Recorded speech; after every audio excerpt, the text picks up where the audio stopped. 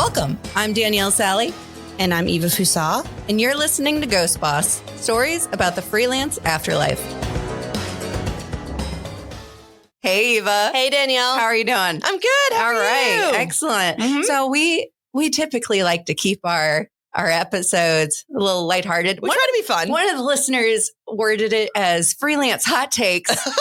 And I kind of loved that. Yeah. Because that is what we're doing. But she's setting us up. Do we have cold takes today? I think cold cuts. If y'all don't love us, we love each other. Baloney. Somebody hire us so we can do that. You can pay us to come up with these terrible taglines. Copywriter. All right. Okay, man. That was a good intro. So we're doing awesome. Today, we're talking about the not sexy side. The not sexy side of running a graphic design freelance company. Yeah. Because when everyone thinks about freelance, they're thinking about the fun side of it, right? You're that capital D designer that I talked about a couple episodes ago about you have cool glasses and you work on your laptop. Living in a high rise. And your whole house is white. Yeah. These prints. But yeah, nobody like envisions us billing. Yeah. Prepping our books. Scanning our receipts. Tracking our mileage. Yeah. Oh, man. So, we're going to talk about not sexy stuff today. Yeah. And if you're an accountant and you find this stuff sexy, Godspeed. I'm sorry if I upset you. And I've got a beef with you, and we'll cover it on this podcast. So we don't normally kind of rattle off what we're going to cover, but I'm going to do it to make sure I cover all the business things that I'm used to telling people about when I talk about this. So, I think we're going to talk about taxes. Yep. Billing. Yes. Accountants.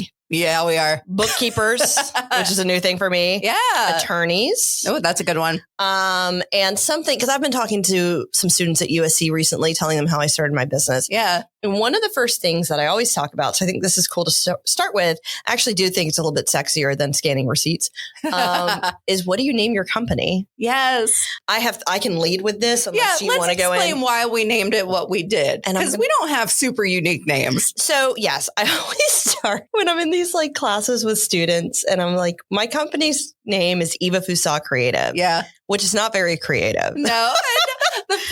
I'm about to do. There's like 10 of us alone in Columbia. This will air after I do it, but we have that Ghost Boss presentation come up, and I've been doing rehearsals by myself, and I noted like we both kind of do the same thing. I'm like, we weren't very creative coming up. I tell people that, but this is what I counter with because there's Danielle Sally Creative, Eva Fusa Creative, Tim Floyd Creative. I think Kate Maloney's website has Kate Maloney Creative on it. Couple notes, in my opinion. Number one, I like creative over designs because it like broadens your scope. I obviously felt the same way. Yeah. Yes. But for me, I started my freelance career 15 years into like my career. Yeah. And when I named my company, it was a formality. It was something to put on my taxes. It was something to put on my letterhead. Right. It was to make a little logo.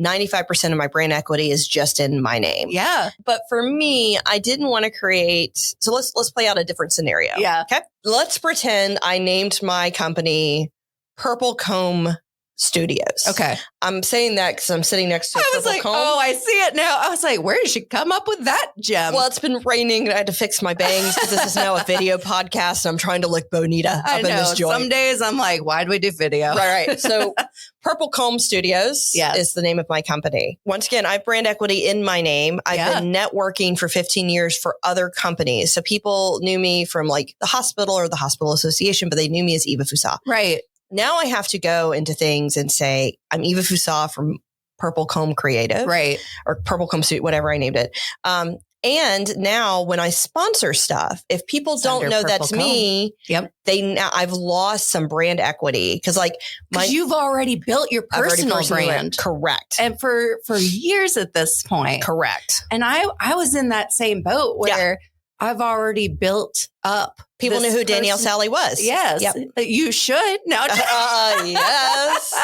But especially in our local market, like 1,000%. I've built up my personal brand so much. But then also, coming from the agency side, we worked with contractors a lot. And a lot of times I knew them by their names. Correct. Not so much their company names. Right. Like there's some I've been friends with for years and I still have to make sure What's I got your their company name again? And there's some I just know because I've worked with them so long. But being in a boat exactly like yours where we've always been working for someone else and we've already built up our personal brand. For me, it made sense. People know me. Yes. They're going to work with me. Correct. So I went with probably a little basic business name. Hey, look, if several of us in this city alone have done it and we're all successful at what we do, I think we're doing fine. Right. Exactly. I think it'd be different. I always think, I already have people asking me, do you think you'll get to the point you'll hire more people? And it's just not something I'm thinking about right now. Right. I'm having too much fun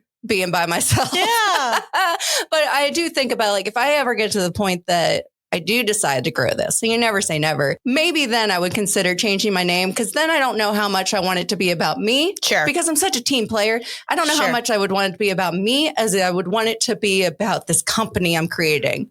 But my counter to that would be, because my feeling's the same way. I never intended on this growing. Now, I know our friend Bailey Lewis. Yes. She started freelancing 2 or 3 years ago.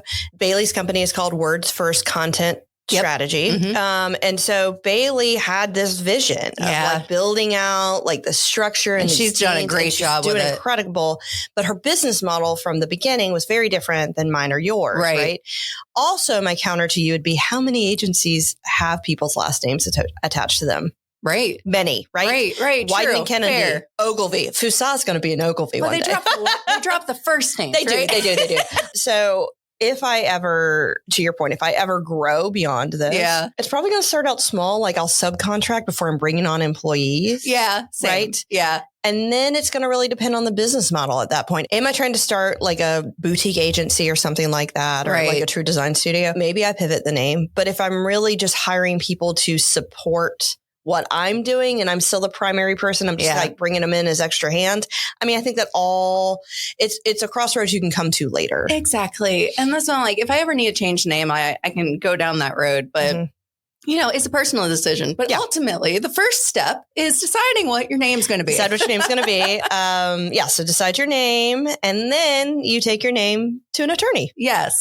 So and I've actually had lunch with someone yesterday that was asking me about this because they're going to consider doing a little side hustle freelancing. And they asked me, because it's South Carolina makes it super, maybe too easy to set up an LLC. It's not just South Carolina. I don't know. A lot of places, right? I don't know if you've ever read any, some of these celebrities, they have 500 LLCs under their name because they just move stuff around and they run out of things to call it. So I think one of the Kardashians LLCs from a long time ago is Kim is a Princess LLC or something like that. I love it. Somebody Google me and fact check me on that. But anyway. So he was asking me, is it really as simple as just filling out a form online, or did you how did you go about that? And so I told him, I have a friend of mine who's an attorney. She does it all the time. To me, it was assurance that it was being done correctly. Same. And she does it all the time. And she knew exactly what to ask me. And it did not take long at all. And it was a very, very easy process. Yes. And we filled out all the things, but just knowing that it was done right. There was no questioning anything because I have trust that she knows exactly what she's doing. She's a very smart woman. Yes. So when I was talking to the students a couple of weeks ago, because they had questions about that as well, I was like, I hired an attorney and I already had an accountant. You can get away with not having an accountant. I just recently hired a bookkeeper. You can get away with not having a bookkeeper. Right. But I was like, I implore you to go to an attorney. And I told them how my company is organized. And I said, don't write that down because how my company is organized is different from yours. Yeah. So several of those students sell a significant number of prints. And I was so I don't sell anything like that. So I don't ever have to mess with sales tax. Right. But you are going to have to deal with sales because tax. You're selling inventory. Correct. So I was like, go to an attorney, pay the money. You can write it off on your business taxes. When I first started my business, I clearly didn't have my income yet. Yeah. And you can't set up your business bank account until you have your LLC and your EIN number or EIN, not EIN number. I said the number. It's like saying an ATM machine. It's ATM. Yeah. I like correcting myself. Good job. EIN is it an initialism or an acronym? Initialism. Good job. Learning already. I'd give you a Girl Scout cookie, but I'm going to eat them all. I have too many at home. So what I did is I paid for the attorney fees up front. Yep. And there were a couple other things I had to pay up front before I could start my business account. And so then I took the EIN, started the business account, put some seed money in there. Yep. And then I was able to reimburse myself for business expenses incurred prior to the business starting. So that's a way to do it. So you're looking at, I told these students, and I think I'm probably, so you correct me if I'm wrong. Okay. My initial investment to get my bank account started was like less than $500 between attorney fees and stuff. Yeah. I already had a computer. I already had a lot of that stuff set up. You I did had not to buy a computer because I had always been supplied a computer, and I never, because I was in a situation, it was very, very rare if I did freelance, because we talked about it before. I worked at agency, I had to get it approved. And so I actually never bought a computer. So I did have to purchase a computer. That was my biggest expense. But it's also I can't do the job without the money you made back. So how did you do that? Did you buy it up front and then reimburse yourself later? Or did you wait till you had money in the account? So what I did, I bought it with the seed money. Oh, okay. So I put enough, I made sure I put enough in my account, your business account, start that it would cover the hard expense of having the laptop and any other things that I knew I needed to get in order to kick things off. Yeah. And so I waited to purchase it though until closer to when I knew I was going to be definitely going full time. So I think I purchased it in May and then I went fully full-time by July 1. So I had some time there to kind of make sure I was in a good point. Yeah. Do you feel comfortable sharing like how much you started with seed money? I think I put about, I'm trying to remember now. I think I put about $5,000 in. Okay. And that was because I knew, actually I might have put a little more than that because I had also set up a money market account. Okay.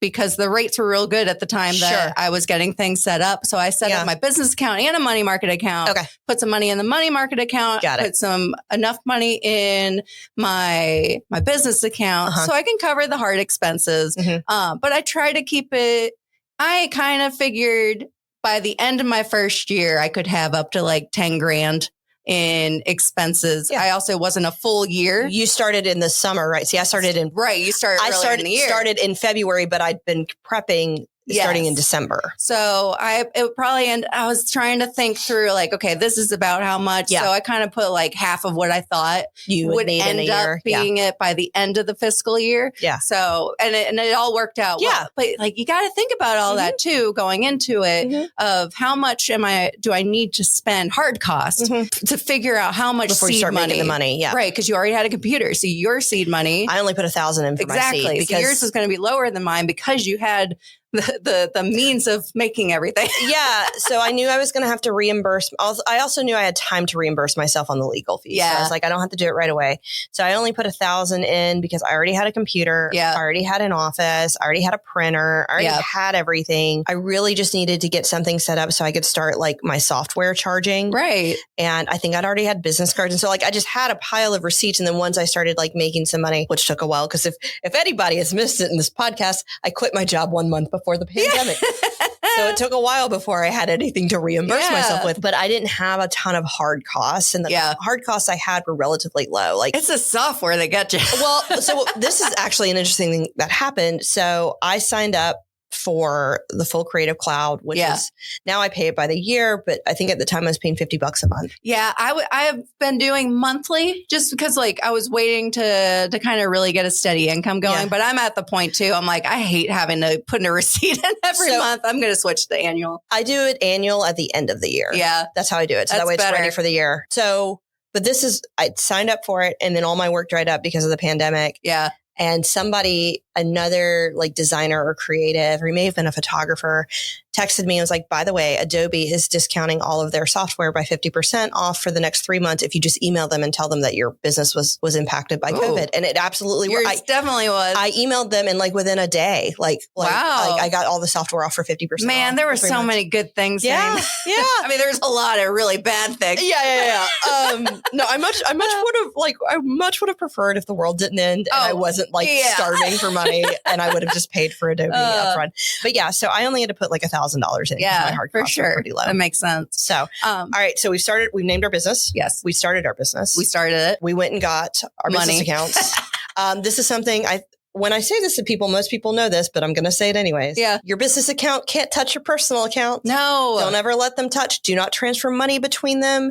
You can have them at the same bank, but I write myself a check every time I take an owner's draw. Yep. And the reason why that's so important is if somebody were to ever sue me, I am protected because they've always been separate assets. Right. I mean, it's also the reason I set up an LLC to begin with. To protect yourself. Yeah. Some people, and more common, the side gig freelancers, I didn't have an LLC when I was side gigging. No, a lot. I won't say most because I don't know the facts, but like a lot. I think a lot don't. But I did encourage the students. I was like, if you're going to be freelancing, I would go ahead and set it up. It's a small investment, and it protects you. Yeah, it just protects all the things. So, and also, this is something. It's a pet peeve of mine. So I'll just say it here. Yeah, LLC is a legal designation. It is not your company name, and it doesn't need to be in your logo. Yeah. Okay. Take it out. You called me out on this because when I first started, it out. Did you do that? Did I tell you to take it off? You did tell me to take it off. So I have it on my business card, and it's funny because if I'm making a logo for a client, I would never put it on. I don't remember sassing at you about that, but that tracks. Yeah. And I was like, and I did for my business card, but I think it was because I was so excited that I was an LLC. I think it's ugly. So I'm always like, take those letters off. So like whenever I run out, do the second run, I'm going to drop the LLC. But at the moment I was like, I'm just so excited that I made this LLC. And then at the time I was like, why did I do that? Because I would never do that for a client. I hate having LLC. Pull it off. Yes. Yeah. But on that note, let's say you start your LLC. This is very loose. We should have caveated this at the beginning. We are not this is not legal advice. No, we can't, guys. We can't. But this is what I know. Yeah. Let's say I'd started my LLC as Purple Comb Studios or whatever. Purple Comb. Yeah. LLC. And then I was freelancing doing that. And then I decided to pivot to Eva Creative. Yeah. I believe you can file paperwork and not have to change your original LLC because I will sign contracts all the time for clients and it'll say XYZ company, DBA, ABC company, doing business as, right? So there's a way to bridge if you've got one legal entity already set up, right? Like for branding purposes, it's got a different name on the front end. Yeah. Consult an attorney on that. Consult the attorney that's going to set up your LLC on that. Yeah, not us. But right. But I say that because people may be hesitant. Well, what if I want to call my company something different in the future? Two things. You can probably just do a DBA in your contracts and you're covered, I would think. But number two, if not, then you got a $500 setup 10 years from now, right? To just do a new one. Yeah, sure. Maybe not even that much. Yeah. Yeah. So we've named our company. Yep. We've set up our business account. Yes. I have an accountant. Okay. Might be when I have an accountant. I remember. So when I officially decided that this was the direction I was going to take my life, I talked her into I made Eva go get coffee with me. Yeah. And I was like, okay, if you want to quit your job, let me take you to lunch. And I was like, make me a list of all the things I got to do to get this started. Did we SWOT analysis this? I mean, SWOT analysis this? We basically did this episode over coffee. So one of the things was get an accountant. And I was like, oh, that's easy enough. Why not? Girl, I remember you texting me. I was so frustrated. So I'm a single member LLC, and I don't know if I'm just not that big for some accountants or whatnot. I already had a personal accountant that picked me up. And I've always used TurboTax before, so I didn't already have a personal accountant. And I called accountants. I emailed them. Some of them I emailed and called multiple times. During off season too. I did recommend to you until it wasn't tax season. I made sure I did not do it during tax season. Yeah. None of them answered their phones. None of them called. One of them that did finally answer the phone, like, oh, we can set up a meeting. It'll be $200 to set up a meeting. And I was like, okay, you're not the one. Are they an attorney? Attorneys are the only ones that I know. Right? Only certain attorneys set up fees like that. Yeah, I was so caught off guard. I was like, all right, well, that alone tells me you're not the accountant for me. Mm-hmm. And finally, I had a lot of people that were like, well, I just use TurboTax. And I don't know, I was kind of intimidated by it at first. And honestly, we did it. It's the same way I've always done my taxes. And TurboTax makes it so easy. It's not an ad, but it makes it so easy to like guide you through all the things. And you had to upgrade to the business one. Sure. Did all that. But you can write off that as an expense. Yeah. And so my husband and I sat down and we were working on it and we got there. I was like, this is it. This is it. And part of that too, I'm crazy organized. I already had all the things together. That's not hard. But yeah, it's not, I lost sleep over it because it was stressing me out so much. Like everything else about this was not super scary to me, but I had to get the taxes right. Well, so my guess would be that, so I use a person, you use TurboTax. My guess would be that, well, I know we're both compliant because we're using services. Right. Part of now I already have a relationship with somebody, so it's easier. Exactly. She probably finds things that maybe I can write off that maybe TurboTax wouldn't prompt me to find. Well, I think they probably prompt you for most of it. They prompt me for most of it because so I don't think it's a significant difference. It is a self-guided. You can do the non-self-guided, but I want to find all the things. So I did self-guided and went through, and it would give you categories, and then it would remind you like, well, all these things would fall into this category. And then like figuring out the percentage of your office in your house, and the percentage of your car and all of this. And so once you, and like your phone and all these things, and then it just calculates it all for you. And I was like, man, once I finished, I was like, I lost sleep over that. Yeah, no, that's fine. Is rude. Yeah. So I do have a little bit of beef with the accountants that didn't call me back, but it's fine. It's fine. See, they're busy. It's fine. And see, it works better. Like I turned all my stuff over to my accountant and I emailed her a couple of days ago and she's like, by the way, your quarterly tax payments, some of them are duplicate receipts. Did you make all of the because I put 4 in there. Oh, okay. Yeah. And I was like, no, I definitely made 4. And I missent her receipt. I accidentally sent her 2 for June and not 1 for September. But anyways, so for me, having that second set of eyes. Well, it's kind of like the attorney thing, right? Yeah. And that's why I wanted to find an accountant because I just wanted that assurance. That and maybe you'll find somebody one day but you met your obligation. I met my obligation and it's working for me now. Yeah. And if the accountant doesn't call you back, that is an option for you too. Yeah. And I've had an accountant for years because I used to have very complicated taxes even before I worked for myself. Yeah. So that's why I already have somebody. So we've named our business. Yes. We have our bank accounts. We filed our taxes. Yes. So the only thing I really have to add from here is, you have to have an attorney. Yep. An accountant's optional. Yep. I've hired a new accountant or a new optional thing. Yes. I hired a bookkeeper. Yay. You talked about that in the previous episode that you wanted to look into that. Yeah. So I hired somebody. They're through a company that already kind of works with my invoicing system. Okay, cool. This is going to drive me crazy though.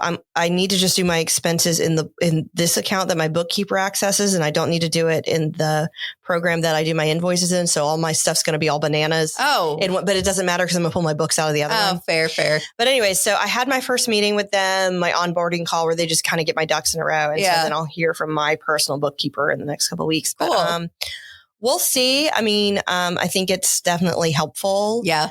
Somebody to keep me going along the way because I would love to be able to pull my books and submit my taxes in January every year, but I always have to wait for me to have time to get all my stuff together. That's right. So I'll keep you all up to date about how that's exciting. Or how my bookkeeper's going. Yeah. Very cool. That'll be good. Yeah. Awesome. All right. I'm going to say it, Danielle. Yeah. I think it was pretty cool for an unsexy episode. Right? I mean, is it us? It's us. It's us. So that's business stuff. Yep. Business 101. Yep. It's not all design. It's not all making it pop. It's not. But it's interesting though. Somebody was like, what do you do when you're creatively burned out and you need to, and I was like, I know so many people are like, oh, I do something else creative. I was like, I do not do that. When I am stuck in a hole, I go do something that uses a different part of my brain. Yeah. So I'll go catch up on my books. Same. Or I go do some invoicing. Same. I do some stuff like this. So while this doesn't seem sexy, to be honest with you, stuff like this, and honestly, production work that is not using the same part of my brain prevents me from burning out, because if I had to sit down and make logos all day, every day, 40 hours a week, hit a wall. I would hit a wall and I would never be able to do it. So sometimes it's nice to be able to edit the PDF or like pull my invoices. Agreed. So love it. Okay. Awesome. Well, I think that's all we have today. But we'll be back next week. Hopefully it won't be raining next week. Yeah. I don't enjoy the frizzy hair. I mean, this is a mood on a beach, but it is weird in like a building. I think it was Taylor. I'm not a Swiftie, but like Taylor Swift was did one of her concerts, and her hair, it was somewhere with high humidity. And she said, my hair's gone to factory setting. Yeah. This and I was like, I relate to that. Yeah. I'm going to start calling it that. My hair's on factory setting today. Yeah. Anyways, well, thanks for joining us, y'all. Yes. Thank you. We'll talk to you next week. See you later. Bye. Bye-bye. Remember to follow us on Instagram at Ghost Boss Podcast. And also please like and review us on your favorite podcast app.